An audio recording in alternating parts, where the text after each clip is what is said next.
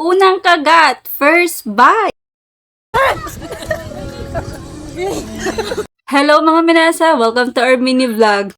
Panibagong araw, panibagong gala na naman ang mga tropa, kaya naman tara. Ay bagong bukas na coffee shop, ito nga pala yung Pitaya Coffee Shop, kaya naman tara, puntahan natin. Actually, hindi namin alam kung paano pumunta dito, pero bahala na si Google Maps, tinype lang namin dito yung Zone 3, San Roque, Moncada, Tarlac. After ilang minutes of ride, nakarating na nga kami dito sa pwesto ng Pitaya Coffee. Habang hinihintay namin yung mga kasama namin, nag-video-video muna ang person. Tignan nyo naman yung place. Napaka-perfect ng spot ng kapihan. Tabi lang siya ng kalsada, tapos tabing bukid. Kaya kitang-kita mo talaga yung view ng sunset. Ang dami pang hanash. Tara, pasok na tayo dito sa kanilang coffee shop. Pagpasok namin dito, full load. Halos wala na kaming maupuan. Nakita nga rin pala namin dito yung owner ng Pitaya Coffee. Shoutout natin si Ate Rio. Ito nga pala, inaayos niya yung mga pastries nila, nakakatakam. Ito yung nga pala yung croissant, or kahit ano nang tawag mo dyan. Meron din silang muffins at mga cookies. At heto naman yung kanilang menu for their coffees, non-coffees, and any drink. Dahil nga meron na kaming upuan, kaya naman ang mga person, magyayaman-yamanan muna, pipili muna kami ng kaming kakainin. Habang naghihintay kami ng order, eto nga pala yung view nila, lalo na pagpagabi na, napakaganda ng ambience talaga. Perfect na perfect pang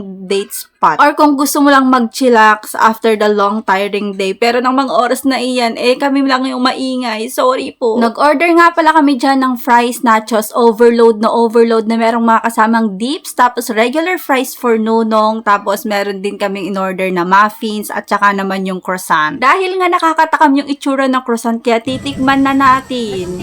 Nakakatakam ang lambot ng tinapay niya and masarap yung feeling niya. Pag nagawi ka dito, try mo to, masarap siya. Ito naman yung mga drinks namin, hindi ko na siya napicturan isa-isa, pero magkakaiba kami ng drinks dyan. Meron yung hot coffees, the caramel macchiato, Spanish latte, frappuccino, chocolate for nunong, and syempre, para sa akin na matapang gusto ko ang American. Isa rin sa in-order nga pala namin is yung kanilang pizza. Nagulat ako kasi sobrang laki pala ng regular pizza, kaya tamang-tama siya sa amin. Kasyang-kasya sa amin lahat. I've been craving for Angel's pizza na spinach. Kaya naman dito pa lang sa Pitaya satisfy yung cravings ko sa spinach pizza.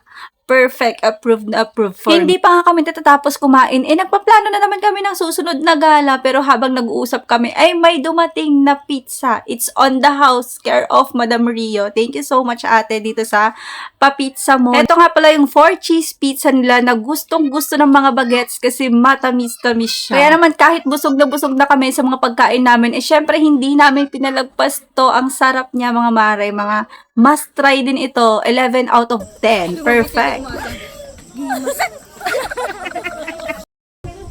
Gimas! Para sa mga taga San Manuel na gustong pumunta dito, pwede kayong dumaan from San Felipe, Mangandingay, Santa Monica Road, or pwede naman sa Moncada kami, shortcut lang kami, dumaan kami sa may Kulubot. Ayan, see you there mga Kapitaya Coffees lover. Bye! Thank you for watching!